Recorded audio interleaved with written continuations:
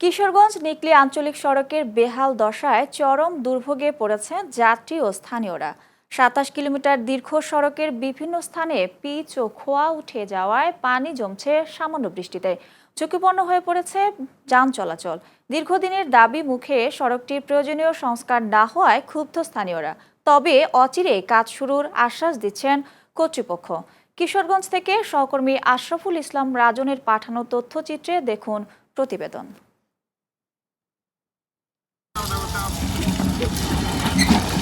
কিশোরগঞ্জ নিকলী আঞ্চলিক মহাসড়ক প্রতিদিনের দুর্ভোগ আর শঙ্কার আরেক নাম। প্রায় ২৭ কিলোমিটার দীর্ঘ এই সড়কের বিভিন্ন স্থানে উঠে গেছে পিচ, কার্পেটিং ও ইটের খোয়া। সৃষ্টি হয়েছে অসংখ্য ছোট বড় গর্ত। সামান্য বৃষ্টিতেই জমছে পানি, ফলে কোথায় রাস্তা আর কোথায় গর্ত তা যেন বোঝাই মুশকিল। প্রতিদিন এ পথে চলাচলকারী হাজারো মানুষ ও শত শত যানবাহনকে যাতায়াত করতে হচ্ছে ঝুঁকি নিয়ে। দীর্ঘদিন ধরে স্থায়ী সংস্কারের অভাবে সড়কটির অবস্থা হয়ে পড়েছে আরও নাজুক। স্থানীয়দের অভিযোগ, বারবার দাবি জানানো হলেও কার্যকর কোনো উদ্যোগ না নেয়ায় বেড়েই চলেছে দুর্ভোগ ও দুর্ঘটনার ঝুঁকি। প্রতিদিন এখানে অ্যাক্সিডেন্ট হয়। দেন আমার রাস্তার পাশে বাড়ি, আসলে এখানে মোড়ের মধ্যে মনে করেন গাড়ি অ্যাভেলেবেল, যা প্রতিদিন একটা অ্যাক্সিডেন্ট, প্রতিদিন অ্যাক্সিডেন্ট হয়। আমাদের জেলা শহরে যাওয়ার জন্য একমাত্র রাস্তা। দীর্ঘদিন যাবৎ এই রাস্তাটার এই বেহাল অবস্থা। এই বেহাল অবস্থা থেকে আমরা উত্তরণের জন্য বর্তমান সরকার এবং সরকার প্রধানকে অনুরোধ জানাবো অতি সত্বর এই রাস্তাটি পুনর্নির্মাণ বা মেরামত করে আমাদের চলাচলের উপযোগী করে দেওয়ার জন্য। কুটেদির পাকুন্দের সংসদ সদস্য জনাব অ্যাডভোকেট জালাল সাহেব স্যার, ওনাকে আমি ওনার নলেজে দেওয়ার জন্য আমি এই বক্তব্যটা, এবং স্যার যেন আমাদের সার্বিক সহায়তাটা করে, এই জন্য স্যারের কাছে আমরা এই বিষয়টা আবেদন রাখলাম। সড়ক ও জনপথ বিভাগ বলছে, সড়কটি সংস্কারে ইতোমধ্যেই প্রস্তাবনা পাঠানো হয়েছে মন্ত্রণালয়ে। প্রকল্প অনুমোদন পেলেই কাজ শুরু হবে শিগগিরই। কিশোরগঞ্জ নিকলী আমাদের জেলা মহাসড়কটি যথাযথ মানে উন্নীতকরণের লক্ষ্যে আমরা বর্তমানে একটি উন্নয়ন প্রকল্প প্রস্তাব বা ডিপিপি গ্রহণের লক্ষ্যে প্রয়োজনীয় কার্যক্রম হাতে নিয়েছি। আমরা বর্তমানে সড়কের পেভমেন্ট ডিজাইন প্রণয়ন এবং যে খুচরা ব্রিজ রয়েছে সেটি ব্রিজের ডিজাইন প্রণয়নের লক্ষ্যে যে আনুষঙ্গিক তথ্য এবং সম্ভাব্যতা যাচাইয়ের যে কার্যক্রম সেগুলো বর্তমানে চলমান আছে।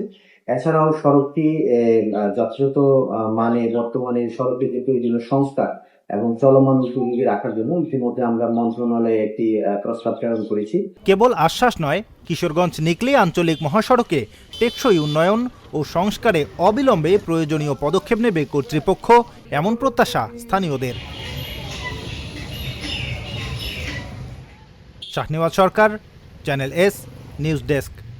অনাবাদি জমিতে পটল চাষে বদলে যাচ্ছে সিরাজগঞ্জের উল্লাপাড়া কৃষকদের ভাগ্য। ভালো ফলন ও ন্যায্য মূল্য পাওয়ার তাদের মুখে হাসি ফুটেছে। কৃষি বিভাগের পরামর্শ ও আধুনিক চাষাবাদ পদ্ধতি কাজে লাগিয়ে অনাবাদি জমিতে সবুজ বিপ্লব ঘটিয়েছেন কৃষকরা।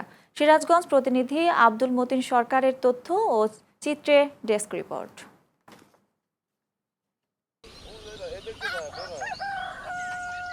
এক সময় বছরের পর বছর যে জমিগুলো অনাবাদি পড়ে থাকতো, আজ সেই জমিতেই পটল চাষ করে স্বাবলম্বী হয়ে উঠছেন সিরাজগঞ্জের উল্লাপাড়ার কৃষকরা। আধুনিক কৃষি প্রযুক্তি ব্যবহারের মাধ্যমে এখানে বাড়ি পটল ১, বাড়ি পটল ২ ও হাইব্রিড সহ দেশি জাতের পটল চাষ হচ্ছে। পরিশ্রম বেশি হলেও দীর্ঘমেয়াদী ফলন ও বাজারে ন্যায্য মূল্য পাওয়ায় পটল চাষের দিকে ঝুঁকছেন কৃষকরা। পটল তুলে টালে আসে, পটল তুলে আমার বাবাকে গোছা মোছা আমার বাবাকে দিই, বাবা ভারতে নিয়ে যায়, বাবা বিক্রি করে আসে। পটল চাষ করে অনেক আমরা স্বাবলম্বী হয়েছি এবং আমাদের সংসার অনেক ভালোভাবে চলে। আমরা অনেক টাকা সঞ্চয় করতে পারি, কিছু টাকা। পরিশ্রম বেশি, ধানের চেয়ে একটু পরিশ্রম বেশি, তারপরেও পটলের সফলতা অনেক বেশি বা ইনকাম বেশি। ২,০০০ টাকা লতার হলে ১ বিঘা জমিতে হয়ে যায়। তো এটা আমরা যেভাবে ফলন পাই তাতে খুবই লাভবান। মানে বিক্রি হয় ইনশাল্লাহ মানে ৪-৪.৫ লক্ষ টাকা মতন বিক্রি করি। আড়তদাররা বলছেন, কৃষকরা ভোরে তরতাজা পটল তুলে আড়তে বিক্রি করে, আর আড়ত থেকে কিনে নিয়ে ঢাকা সহ বিভিন্ন জেলায় বিক্রি করে পাইকাররা। আমরা কৃষকরা সংগ্রহ করে আমরা মনে করেন সিরাজগঞ্জের বিভিন্ন উপজেলায় এবং ঢাকাতে বিক্রি করি। গাড়ি যোগে প্রত্যেকটা জায়গায় পৌঁছা দিই। আমরা কৃষকদের কাছ থেকে পটল কিনে বিভিন্ন জায়গায় পাঠাই, পটলের মান ভালো। এই পটল কাটা এবং ফুল থাকে খুব তাজা।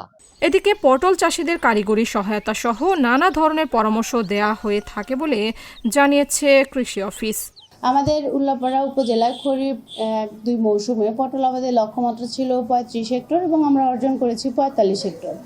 বাড়ি পটল 1, বাড়ি পটল 2, হাইব্রিড পটল 1 সহ দেশি স্থানীয় উন্নত জাতের পটলের যে সম্প্রসারণ সেটা আমরা করেছি। আমাদের উল্লাপাড়ার 14টি ইউনিয়ন এবং পৌরসভা সহ সকল জায়গাতেই পটলের চাষাবাদ হয়, তবে কয়রা, মোহনপুর এবং দুর্গানগর ইউনিয়নে বেশি পরিমাণে চাষাবাদ হচ্ছে এবং এখানকার কৃষকরা প্রায় ক্লাস্টার আকারে পটলের চাষাবাদ করতেছে। চলতি মৌসুমে এই উপজেলার পটল চাষের লক্ষ্যমাত্রা ধরা হয়েছিল 35 হেক্টর, আর আবাদ হয়েছে 45 হেক্টর জমিতে। বাজার ব্যবস্থাপনা উন্নত করা গেলে পটল চাষে কৃষি অর্থনীতিতে গুরুত্বপূর্ণ ভূমিকা রাখবে বলে মনে করছেন সংশ্লিষ্টরা। Sumaiya Sumi, channel S news desk. ভারী বর্ষণ ও পাহাড়ি ঢলে দেশের সার্বিক বন্যা পরিস্থিতির চরম অবনতি হয়েছে। চট্টগ্রাম বিভাগের বিভিন্ন জেলায় বন্যা ও পাহাড় ধসে মৃতের সংখ্যা বেড়ে 39 জনে দাঁড়িয়েছে। লোহাগাড়া, সাতকানিয়া ও ফটিকছড়ি সহ চট্টগ্রামের 7টি উপজেলায় প্রায় 4 লাখ মানুষ পানিবন্দী। দেশের 5টি জেলার 9,28,000 মানুষ বর্তমানে বন্যা কবলিত। উদ্ভূত পরিস্থিতি মোকাবেলায় বেসামরিক প্রশাসনকে সহায়তায় চট্টগ্রামে সেনাবাহিনী মোতায়েন করা হয়েছে। তারা দুর্গত এলাকায় ক্যাম্প স্থাপন করে উদ্ধার ও ত্রাণ কার্যক্রম চালাচ্ছেন। দুর্যোগপূর্ণ আবহাওয়ার কারণে চট্টগ্রাম বোর্ডের আজকের এইচএসসি ও সমমানের পরীক্ষা স্থগিত করা হয়েছে। এদিকে বান্দরবান সদর থেকে প্রায় 20 কিলোমিটার দূরে চট্টগ্রামের রাঙ্গুনি উপজেলার দুধপুকুরিয়া পদুয়া এলাকায় বন্যার পানি প্রবল স্রোতে একটি সেতু ধসে পড়েছে। এতে বান্দরবান রাঙ্গামাটি সড়কপথে যান চলাচল বন্ধ হয়ে গেছে। এছাড়া সুরমা, কুশিয়ারা ও মনুসহ প্রধান নদীগুলোর পানি বিপদসীমার উপর দিয়ে প্রবাহিত হয়। সিলেট, সুনামগঞ্জ, নেত্রকোনা, শেরপুর ও ময়মনসিংহে নতুন করে স্বল্পমেয়াদী বন্যার আশঙ্কা করছে পানি উন্নয়ন বোর্ড। বর্তমানে 7টি জেলা বন্যা কবলিত এবং আরও 8টি জেলা ঝুঁকির মধ্যে রয়েছে। কালকে সারাদিন গাড়ি বাইর করে মাত্র 400 টাকা গাড়ি চালাইছি, কারণ আজকে বাইরেছি 8টা বাজে, কিন্তু এখনো 20 মিনিট করতে পারিনি। লাইতে দিনে 24 ঘন্টা, এরকম 24 ঘন্টা বৃষ্টি কখনো দেখি নাই 30 বছরের ভিতরে। এই প্রথম দেখলাম এই বৃষ্টিটা। তা আল্লাহ যা করে বালাই করে। কালকেও গাড়ি ইনকাম দিয়ে 10 টাকাও পাই নাই, আজকেও না। এই ভ্যানদালাকি ভাড়া 2টা পাইছি, এই সারা চিটাং ঘুরে চলে আসছি। সব পানি, বৃষ্টি পড়তেছে তো কোনো মানুষজন বাইরেতেছে না। এবার অনেক বৃষ্টি হয়েছে, এখন বৃষ্টি রাস্তাঘাট ভরে গেছে, মানুষ হাঁটতে পারে না। আবার জোয়ারও অনেক বেশি জোয়ার। মানুষের কাজ কাম তো হচ্ছে না, গাড়ি ঘোড়াও চলতেছে না। আমাদের যাত্রীরা যে কাজে যাবে সে কাজও তো সুযোগ নাই। সেজন্য আমাদের এখন বর্তমান খুবই লোকসান হচ্ছে, আমাদের চলার খুবই কষ্ট। শহরে পানি উঠলে তো আপনার মনে করেন জলবদ্ধতা, নালার কাঁচরা গুচরায় মানুষের অসুবিধা হয়। জয়পুরহাটের ভুটিয়াপাড়া সীমান্ত দিয়ে ভারতীয় সীমান্তরক্ষী বাহিনী বিএসএফ কর্তৃক 3 জনকে বাংলাদেশে পুশিনের চেষ্টা প্রতিহত করছে বর্ডার গার্ড, বাংলাদেশ বিজিবি ও স্থানীয় জনতা। আজ ভোরে সীমান্তের রামকৃষ্ণপুর এলাকার শূন্য রেখায় এক বৃদ্ধ ও 2 নারীকে ঠেলে দেওয়ার চেষ্টা করলে গ্রামবাসীরা তা টের পেয়ে বিজিবিকে খবর দেয়। বিজিবির টহল দল দ্রুত ঘটনাস্থলে পৌঁছে এই তৎপরতা রুখে দিলে ওই 3 জন নো ম্যানস ল্যান্ডে অবস্থান নেন। বর্তমানে ওই সীমান্তে বিজিবির নজরদারি জোরদার করা হয়েছে। এর আগে গত বৃহস্পতিবার সিলেটের কোম্পানিগঞ্জ সীমান্ত দিয়ে 7 জন এবং শেরপুরের ঝিনাইগাথি সীমান্ত দিয়ে 4 জনকে বাংলাদেশি পুশিনের বিএসএফের 2টি পৃথক চেষ্টা কঠোরভাবে প্রতিহত করে বিজেপি। ক্ষমতাচ্যুত শেখ হাসিনার কোনো ধরনের ভাষণ, বিবৃতি বা বক্তব্য গণমাধ্যমে প্রচার ও প্রকাশ না করার জন্য বিশেষ অনুরোধ জানিয়েছেন সরকার। আদালতের নির্দেশনা ও প্রচলিত আইন মেনে চলার স্বার্থে তথ্য অধিদপ্তরের এক তথ্য বিবরণীতে এ আহ্বান জানানো হয়। দেশের সব প্রিন্ট, ইলেকট্রনিক, অনলাইন ও সামাজিক যোগাযোগ মাধ্যমের প্রতি এ আহ্বান জানানো হয়। এতে উল্লেখ করা হয় 2024 সালে 5 ডিসেম্বর আন্তর্জাতিক অপরাধ ট্রাইব্যুনাল শেখ হাসিনার বক্তব্য প্রচারে নিষেধাজ্ঞা জারি করেন। দেশের প্রচলিত আইন অনুযায়ী সাজাপ্রাপ্ত কোনো পলাতক অপরাধীর বক্তব্য বা সাক্ষাৎকার প্রচার নিষিদ্ধ। তাই আদালতের নির্দেশনার প্রতি সম্মান জানিয়ে সব গণমাধ্যম ও নাগরিকের প্রতি প্রতিপালনের অনুরোধ করা হয়েছে। ঢাকা মেডিকেল কলেজ ঢামেকের 80 বছর পূর্তি ও 81তম প্রতিষ্ঠাবার্ষিকী উদযাপন অনুষ্ঠানে অংশ নিয়েছেন প্রধানমন্ত্রী তারেক রহমান। আজ সকালে তিনি ঢামেক প্রাঙ্গণে দুটি নতুন ছাত্রী হোস্টেলের ভিত্তিপ্রস্তর স্থাপন এবং বৃক্ষরোপণ কর্মসূচির উদ্বোধন করেন। এ সময় প্রধানমন্ত্রীর সাথে তার সহধর্মিণী ও ঢামেকের প্রাক্তন শিক্ষার্থী ডক্টর জুবাইদা রহমান উপস্থিত ছিলেন। প্রধানমন্ত্রীর আগমনকে কেন্দ্র করে সকাল থেকে ক্যাম্পাস এলাকায় উৎসবমুখর পরিবেশের সৃষ্টি হয়। পরে তিনি বাংলাদেশের স্বাস্থ্য ব্যবস্থার আধুনিকায়নে ডিএমসিএনদের ভাবনা শীর্ষক উন্মুক্ত আলোচনার সভায় যোগ দেন। এই অনুষ্ঠানে প্রধানমন্ত্রী দেশের সামগ্রিক স্বাস্থ্য খাতের উন্নয়নে একাধিক নতুন প্রকল্পের ঘোষণা দেন। ময়মনসিংহের নান্দাইলে দত্তপুর সরকারি প্রাথমিক বিদ্যালয়ে নবনির্মিত ভবন উদ্বোধন করেন তথ্য ও সম্প্রচার প্রতিমন্ত্রী ইয়াসের খান চৌধুরী। শুক্রবার বিকেলে স্থানীয় সরকার প্রকৌশল অধিদপ্তরের অধীনে 61,60,400 টাকা প্রাক্কলিত ব্যয়ে নান্দাইল উপজেলার মোয়াজ্জেমপুর ইউনিয়নের 13 নং এবং দত্তপুর সরকারি প্রাথমিক বিদ্যালয়ের নবনির্মিত ভবন উদ্বোধন অনুষ্ঠিত হয়। এ সময় উপস্থিত ছিলেন নান্দাইল উপজেলা নির্বাহী অফিসার ফাতেমা জান্নাত, উপজেলা বিএনপির সদস্য সচিব এনামুল কাদের, সিনিয়র যুগ্ম আহ্বায়ক মিজানুর রহমান লিটন সহ বিদ্যালয়ের শিক্ষক মণ্ডলীরা। বিএনপি সরকার ক্ষমতায় এসে মানুষের হাতে বিদ্যুতের পরিবর্তে হারিকেন ও মোমবাতি ধরিয়ে দিয়েছে বলে মন্তব্য করেছেন জাতীয় নাগরিক পার্টি এনসিপির দক্ষিণাঞ্চলের মুখ্য সংগঠক ও কুমিল্লা 4 আসনের সংসদ সদস্য হাসনাত আব্দুল্লাহ। শুক্রবার বিকেলে নোয়াখালীতে জাতীয় নাগরিক পার্টির আয়োজিত জুলাই পদযাত্রার জেলা শহর মাইজদীতে গণভোট বাস্তবায়ন, বিদ্যুৎ সংকট নিরসন, দ্রব্যমূল্য নিয়ন্ত্রণ, কর্মসংস্থান বৃদ্ধি এবং সীমান্ত সুরক্ষার দাবিতে আয়োজিত ঐতিহাসিক পদযাত্রায় তিনি এসব কথা বলেন। বিএনপির উদ্দেশ্য করে হাসনাত আব্দুল্লাহ বলেন, ভোটের আগে বিএনপি বলেছিল 1 কোটি মানুষের জন্য কর্মসংস্থান সৃষ্টি করবে। বর্তমানে ক্ষমতায় 4 মাস হয়েছে, এখনও একটি কর্মসংস্থান সৃষ্টি করতে পারেনি। এ সময় উপস্থিত ছিলেন এনসিপির সিনিয়র যুগ্ম মুখ্য সমন্বয়ক আব্দুল হান্নান মাসউদ ও কেন্দ্রীয় যুগ্ম আহ্বায়ক আলী আহসান জুনায়েদ সহ দলীয় নেতাকর্মীরা।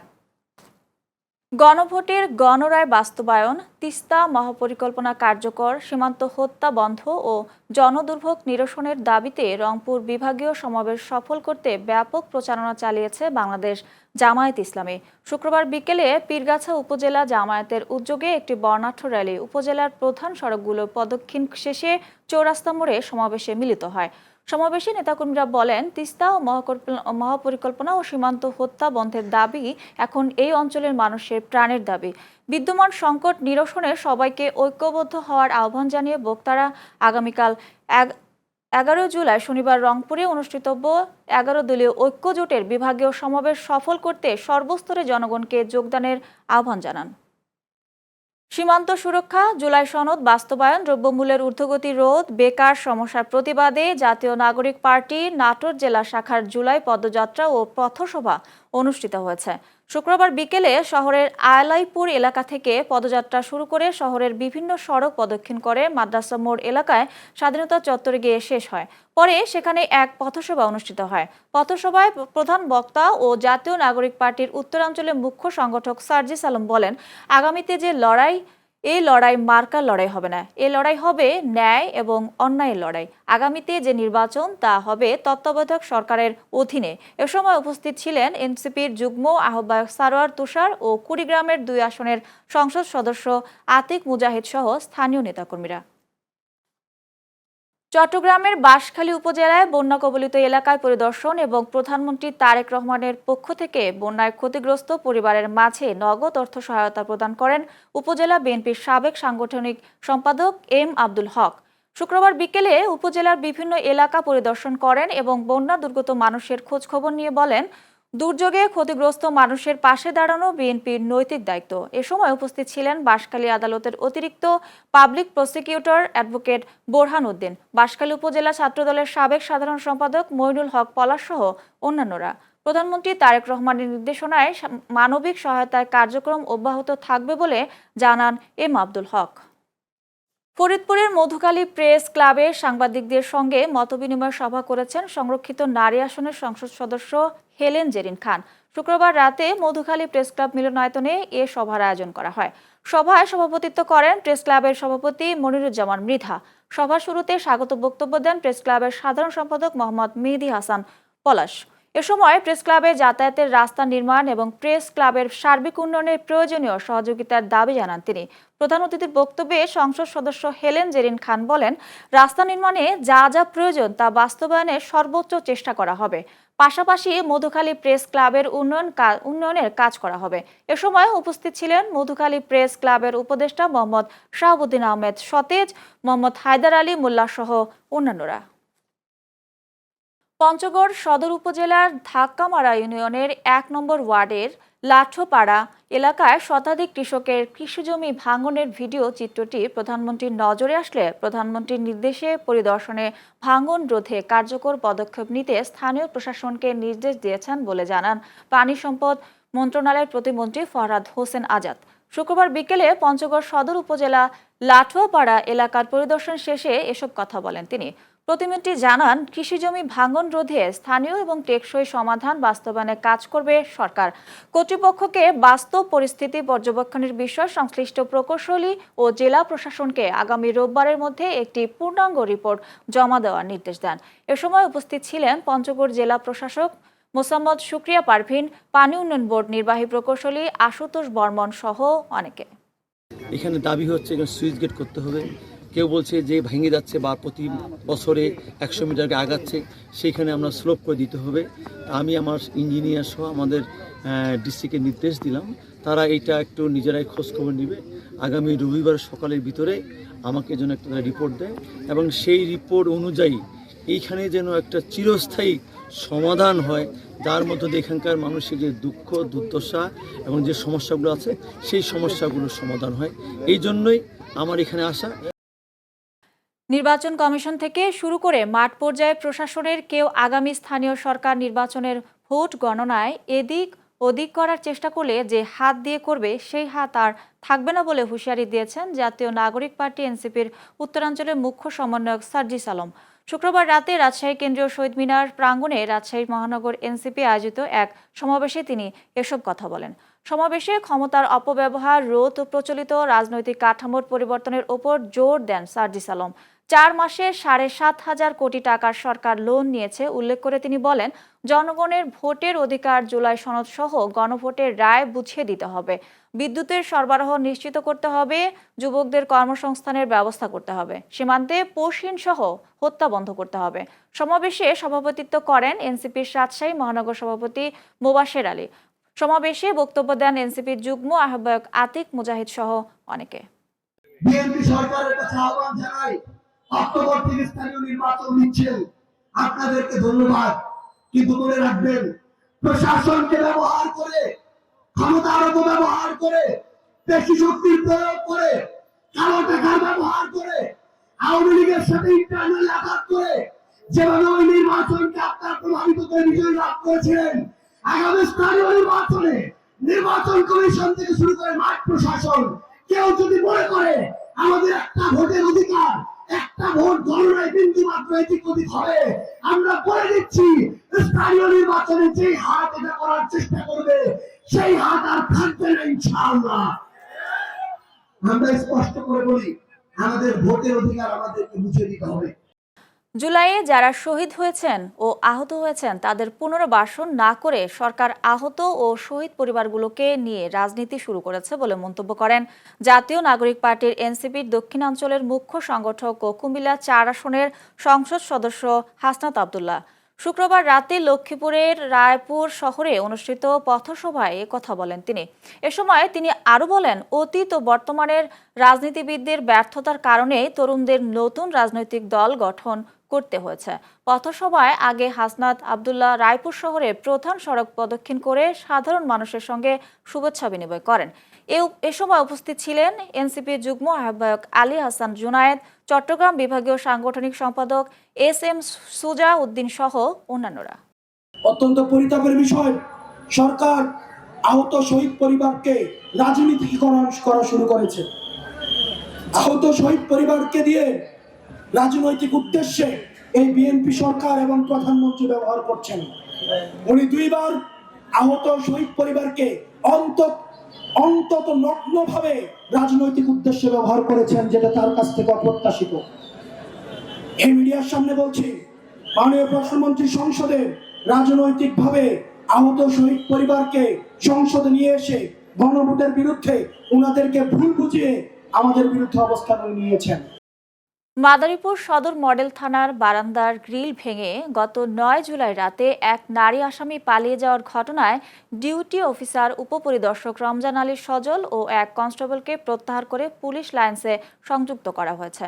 পাশাপাশি অতিরিক্ত পুলিশ সুপার ফারিয়া রফিক ভাবনাকে প্রধান করে ও 3 সদস্যের তদন্ত কমিটি গঠন করা এবং আগামী 3 কর্মদিবসের মধ্যে ঘটনার পূর্ণাঙ্গ প্রতিবেদন জমা দিতে বলা হয়েছে। শুক্রবার সন্ধ্যায় মাদারীপুরের পুলিশ সুপার মোহাম্মদ হাবিবুর রহমান বিষয়টি নিশ্চিত করেন। পালিয়ে যাওয়া আসামি হাসিনা বেগম ও পৌরসভাধীন থানা তলি এলাকার হবি হাওলাদারের মেয়ে ও সদর উপজেলার ছাউদি ইউনিয়নের কালাইমারা এলাকার আল আমিনের স্ত্রী। বৃহস্পতিবার রাতে অসামাজিক কর্মকাণ্ডে জড়িত থাকার অভিযোগে হাসিনা বেগমকে আটক করে সদর মডেল থানাধীন ইটের পুলিশ ফাঁড়ির উপপরিদর্শক মুকসুদুর রহমান। পরে তাকে মাদারীপুর সদর মডেল থানার পুলিশের কাছে হস্তান্তর করা হয়। ইনসাফের আলোয় আলোকিত হোক প্রতিটি জনপদ, এই প্রতিবাদ দিয়ে নেত্রকোনা জেলার সীমান্তবর্তী দুর্গাপুর উপজেলায় মাদক, জুয়া এবং বিভিন্ন অসামাজিক কার্যকলাপের বিরুদ্ধে বিক্ষোভ মিছিল এবং আলোচনা সভা অনুষ্ঠিত হয়েছে।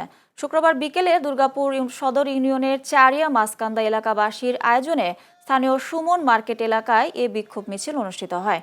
বিক্ষোভ মিছিল শেষে স্থানীয় ইউপি সদস্য হজরত আলীর সভাপতিত্বে বক্তব্য রাখেন মাসকান্দা মসজিদের ইমাম আব্দুল কাদির, ইউনিয়ন যুবদল সভাপতি জহিরুল ইসলাম সহ অনেকে।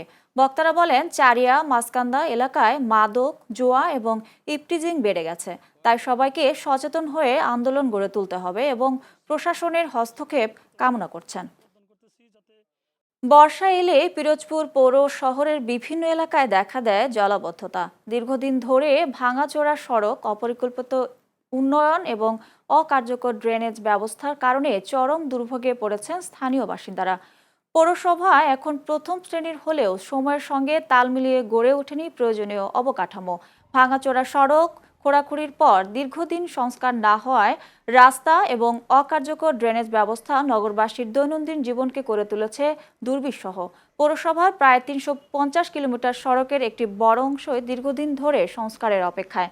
অন্যদিকে প্রায় 42টি খাল ও 60 কিলোমিটার ড্রেনের অনেক অংশ দখল ও ময়লা আবর্জনায় ভরাট হয়ে থাকায় বৃষ্টির পানি দ্রুত নিষ্কাশন হচ্ছে না। ফলে সামান্য বৃষ্টিতে সৃষ্টি হচ্ছে জলাবদ্ধতা। এ কারণ প্রতিদিনই দুর্ভোগ পোহাতে হচ্ছে। তাই দ্রুত কার্যকর উদ্যোগ বা বাস্তবায়নের মাধ্যমে এই ভোগান্তির অবসান চান বাসিন্দারা। গাজীপুর শ্রীপুর উপজেলার বরমী ইউনিয়নের বড়নোল এলাকায় এক মাদ্রাসার শিক্ষার্থী ও তার পরিবারের উপর হামলার অভিযোগে মানববন্ধন ও বিক্ষোভ মিছিল করেছেন স্থানীয় বাসিন্দা এবং মাদ্রাসার শিক্ষার্থীরা। শুক্রবার সকালে বড়নোল কামারবাড়ি মোড়ে এ মানববন্ধনের আয়োজন করা হয়। মানববন্ধনে অংশগ্রহণকারীরা অভিযোগ করেন, দীর্ঘদিনের পারিবারিক বিরোধের জেরে গত 30 জুন সংঘবদ্ধভাবে মাসুদের বাড়িতে হামলা চালানো হয়। এ সময় মাসুদ, তার স্ত্রী ও মাদ্রাসা পড়ুয়া ছেলে মোবারককে মারধর, বসতঘরে ভাঙচুর এবং প্রায় 8 লাখ টাকা লুটের ঘটনা ঘটে। এ ঘটনায় আহত মোবারক ঢাকার পঙ্গু হাসপাতালে চিকিৎসাধীন রয়েছেন। বিক্ষোভকারীদের অভিযোগ, এ ঘটনার পর 30 জুন শ্রীপুর থানায় লিখিত অভিযোগে দেয়া হলেও এখন পর্যন্ত দৃশ্যমান কোনো আইনি ব্যবস্থা নেওয়া হয়নি। তাই দ্রুত ঘটনার নিরপেক্ষ তদন্ত, জড়িতদের গ্রেপ্তার এবং দৃষ্টান্তমূলক শাস্তির দাবি জানান তারা।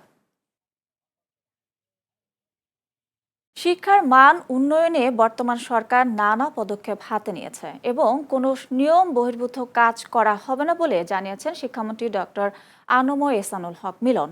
আজ সকালে সাভারের খোড়াপীর মাজার এলাকায় গণবিশ্ববিদ্যালয় দিবস উপলক্ষে আয়োজিত আলোচনা সভায় যোগ দিয়ে তিনি একথা বলেন। শিক্ষামন্ত্রী আরও জানান, গণবিশ্ববিদ্যালয়ের শিক্ষার মান সরেজমিনে পরিদর্শন করা হয়েছে। এছাড়া চট্টগ্রামে বন্যা দুর্গত এলাকায় যে সমস্ত শিক্ষার্থীর পরীক্ষা স্থগিত রয়েছে তাদের খোঁজ খবর নেওয়া হচ্ছে এবং যথাসময়ে পরীক্ষা নেওয়া হবে। এর আগে শিক্ষক শিক্ষার্থীদের অংশগ্রহণে একটি বর্ণাঢ্য র্যালি বের করা হয়। অনুষ্ঠানে ঢাকা 19 আসনের সংসদ সদস্য ডাক্তার দেওয়ান মোহাম্মদ সালাউদ্দিন বাবু, উপাচার্য প্রফেসর ডক্টর আবুল হোসেন উপস্থিত ছিলেন। যেখানে বন্যা কবলিত হয়েছে, যেখানে আমাদের লোকাল প্রশাসন পরীক্ষা নিতে পারছে না, তারা সেইভাবে তাৎক্ষণিকভাবে আমাদেরকে জানাচ্ছে এবং তাৎক্ষণিকভাবে আমরা সেই এলাকায় পরীক্ষা বন্ধ করে দিচ্ছি এবং পরবর্তীতে অবশ্যই নিতে হবে, তাতে একই সাথে। এবং সারা বাংলাদেশে পরীক্ষা চলছে, শুধু দুর্যোগ এলাকায় বন্ধ রয়েছে। প্রধানমন্ত্রী তারেক রহমান আগামী 13 জুলাই সরকারি সফরে বরিশাল আসবেন। প্রধানমন্ত্রীর সফরকে ঘিরে সকল নেতাকর্মীদের দলীয় ঐক্য বজায় রেখে কর্মসূচি বাস্তবায়নে নেতাকর্মীদের সক্রিয় ভূমিকা ও ধৈর্য সহকারে সার্বিক সহযোগিতার মাধ্যমে সুশৃঙ্খলা বজায় রাখতে হবে বলে জানিয়েছেন তথ্য ও সম্প্রচার মন্ত্রী জহিরুদ্দিন স্বপন। শুক্রবার রাতে গৌরনদী ও আগৈলঝাড়া উপজেলা পরিষদ মিলনায়তনে বিএনপি এবং অঙ্গ সহযোগী এবং সংগঠনের নেতাকর্মীদের সঙ্গে মতবিনিময় সভায় প্রধান অতিথির বক্তব্যকালে তিনি একথা বলেন। সভায় উপজেলা বিএনপির আহ্বায়ক সৈয়দ সারোয়ার আলম বিপ্লবের সভাপতিত্বে বক্তব্য রাখেন জেলা বিএনপির সদস্য সচিব মিজানুর রহমান খান মুকুল, উপজেলা বিএনপির সদস্য সচিব শরীফ জহির সাজ্জাদ হান্নান সহ আরও অনেকে।